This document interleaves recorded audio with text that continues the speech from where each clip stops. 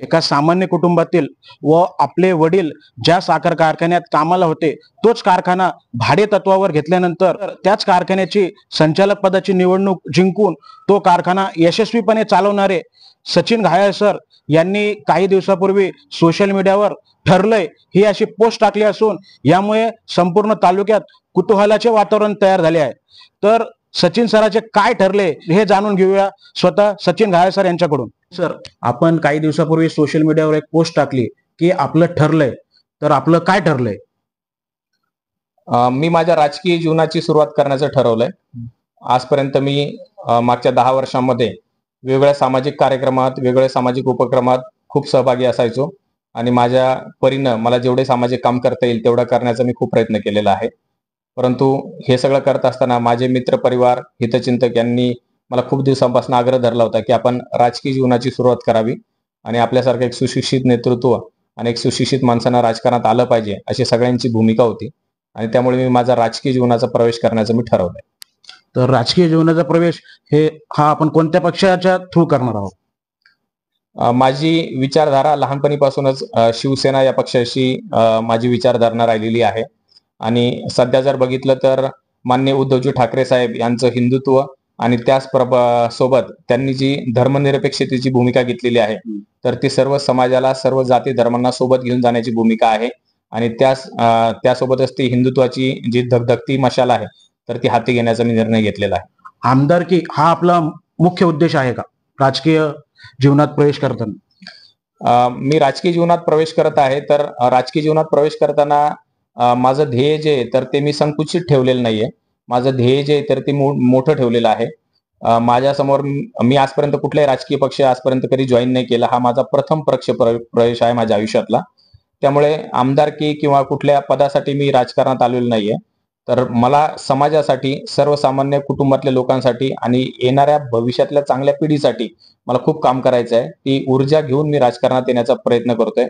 त्यामुळे आमदारकी चा विचार समोर डोळ्यासमोर ठेवूनच मी कामाला लागलोय अशातला विषय नाहीये. तर मी भविष्यामध्ये खूप चांगल्या पद्धतीनं पुढच्या 10 वर्षामध्ये चांगल्या पद्धतीचा राजकीय नेता होण्यासाठीचा विचार ठेवून मी या क्षेत्रात आलोय. तर आपल्या पक्षाने आपल्याला आमदारकीचं तिकीट दिलं तर आपण विधानसभा निवडणूक लढवणार आहात का? निवडणूक लढवण्याची प्रत्येकाची इच्छा असते. मी सुद्धा उद्धवसाहेब ठाकरेंच्या पक्षांकडे म्हणजे शिवसेनेकडे मी उमेदवारीची मागणी सुद्धा केलेली आहे आणि जर पक्षाने जर संधी दिली तर 100% मी आमदारकीची निवडणूक लढवणार. आपण कधी आणि कुठे शिवसेना पक्षात प्रवेश करणार आहात? माझी अशी इच्छा होती की माझी जी जन्मभूमी आहे, माझी जी कर्मभूमी आहे, माझा जो पैठण तालुका आहे, या पैठण तालुक्यामध्ये माझा पक्ष प्रवेश व्हावा. त्या पद्धतीने मी आदरणीय संजय राऊत साहेब यांच्या मार्फत श्री उद्धवसाहेब ठाकरे साहेबांना मी विनंती केली की माझा पक्ष प्रवेश माझ्या पैठण तालुक्यातील जनतेसमोर व्हावा, माझ्या पैठण तालुक्यातील माझ्या घरच्या लोकांसमोर व्हावा.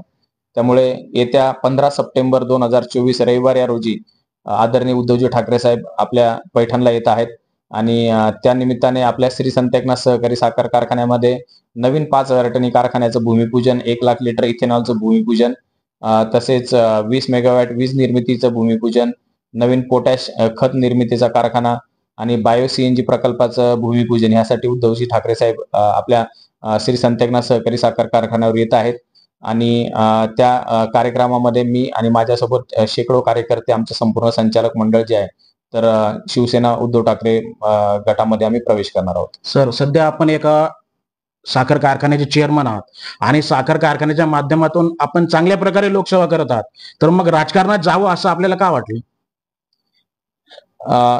मी साखर कारखान्याच्या माध्यमातून एक मध्यमवर्गीय कुटुंबातून खूप चांगल्या पद्धतीचं काम करण्याचा प्रामाणिक प्रयत्न करत आहे आणि मागच्या 10 वर्षामध्ये मी संत एकनाथ कारखान्याला एक वेगळ्या पद्धतीनं अडीअडचणीतनं बाहेर काढण्याचा प्रयत्न केलेला आहे. परंतु साखर कारखानदारी असू द्या किंवा सामाजिक क्षेत्र असू द्या, या ठिकाणी जर आपल्याला अजून चांगल्या पद्धतीचं काम करायचं असेल आणि सर्वसामान्य लोकांसाठी काम करायचं असेल, मी आता फक्त कारखान्याच्या माध्यमातून शेतकऱ्यांसाठी काम करू शकतोय, म्हणजे जे कारखान्याशी निगडीत आहेत अशा लोकांसाठीच काम करू शकतोय. परंतु मला असं वाटतं मी जर साखर कारखान्याच्या व्यतिरिक्त मी राजकारणामध्ये सुद्धा जर आलो तर मी समाजातल्या प्रत्येक घटकांसाठी काम करू शकेल आणि त्यामुळे मी साखर कारखान्यासोबतच मी या ठिकाणी राजकारणात प्रवेश करण्याचा निर्णय घेतलेला आहे. सर, प्रतिष्ठान वार्तासोबत बोलले याबद्दल आपले धन्यवाद व पुढील आपल्या राजकीय कारकिर्दीस आमच्या शुभेच्छा. धन्यवाद सर. धन्यवाद. मला या ठिकाणी परत एकदा एकच सांगायचं की मी राजकीय प्रवेश जो करत आहे माझ्या स्वार्थासाठी करत नाहीये. माझा या ठिकाणी राजकारणात येण्यामागे माझा वैयक्तिक कुठलाही स्वार्थ नाही. कारण मी आर्थिकदृष्ट्या असू द्या किंवा सामाजिकदृष्ट्या असू द्या, मी एक वेल सेटल्ड माणूस आहे. परंतु माझं जी परवरिश जी झालेली आहे, मी जे लहानपणीपासून ज्या गरीब घरात मधून आलेलो आहे, एक आर्थिक अडचणीमधनं सामना करत करत मी आजपर्यंत आलोय आणि पैठण तालुक्यातले शिक्षणाची परिस्थिती बघितली, रोजगाराची परिस्थिती बघितलं, तर या सगळ्या गोष्टींकडे बघून मला खरोखरच खूप वाईट वाटतं आणि त्यामुळे ह्या गोष्टीमध्ये कुठेतरी बदल घडला पाहिजे. हा प्रामाणिक हेतू ठेवून मी या ठिकाणी राजकारणात येण्याचा प्रवेश करायचा निर्णय घेतलेला आहे. राजकारणात येताना कुठलाही पैसा कमवण्याचा उद्देश माझा नाहीये, की मी फक्त म्हणजे पैसा कमवण्याचा उद्देश ठेवून राजकारणात किंवा कुठे काही पैसा मिळेल ह्याच्यासाठी राजकारणात प्रवेश करत नाहीये. तर प्रसंगी चांगल्या कामासाठी संघर्ष करण्याची तयारी मनामध्ये ठेवून मी राजकारणात प्रवेश करायचा निर्णय घेतलेला आहे. त्यामुळे माझा हेतू हा खूप शुद्ध आहे आणि ह्या शुद्ध हेतूमध्ये माझ्या ज्ञानाचा, माझ्या शिक्षणाचा आणि माझ्या विजनचा आपल्या मातृभूमीसाठी, आपल्या पैठण तालुक्यासाठी खरोखर काहीतरी चांगला उपयोग व्हावा हा उद्देश समोर ठेवून येत्या काळामध्ये चांगलं चरित्र ठेवून आणि चांगल्या चरित्रातली लोक राजकारणात आले पाहिजे हा जो सगळ्यांचा मानस असतो, त्या पद्धतीनं मी ह्या गोष्टीकडे बघून राजकारणात प्रवेश करण्याचा निर्णय घेतलेला आहे आणि माझ्या हातून 100% मी सगळ्या लोकांना सांगतो की माझ्या हातून समाजासाठी खरोखर चांगलं काम घडेल या पद्धतीनेच मी पुढच्या काळामध्ये माझी वाटचाल. Sir, one question in English. Sir, do you think that Paitan has been lack of leadership, which has not a vision of development? This is really a very good question. Since the time when I'm in this sector of social work since last 10 years, I have regularly heard that the Python is lacking a serious leadership and a visionary leadership.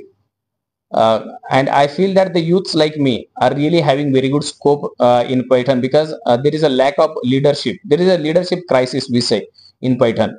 We have to think for the future. We have to think for the society. We have to think for the well-being of the women, well-being of the child, well-being of the women, girls and all.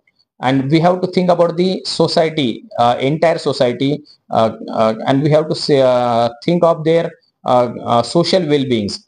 I want to create Python as a such kind of city where people of all the class, all the religion, all the sectors of the society, all the professions will be happily living in the Python.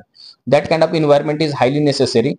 I feel that there is a need of 100% thorough changes are required in the development plan of the Python. I think that before 10 to 15 years or 20 years before, Python was a beautiful city, Yes. but I don't see Python as a beautiful city now. But I want to change this picture and I want to make this a beautiful and a happy city as a Python Taluka when we call it entirely. So for that I want to work hard and yes, as your question goes, that there is a lack of leadership in Python and I want to change that scenario. No, leadership is there, but not a visionary leadership. Yeah, I have kept a 10 years vision for Python, which I'll be coming in front of the public in next few days, and I'll be putting my vision in front of the Python people that this is what I want to do in Python. And if we all think that there is a lack of vision in visionary leaders in Python, I want to fill that gap of visionary leader. Thank you, sir.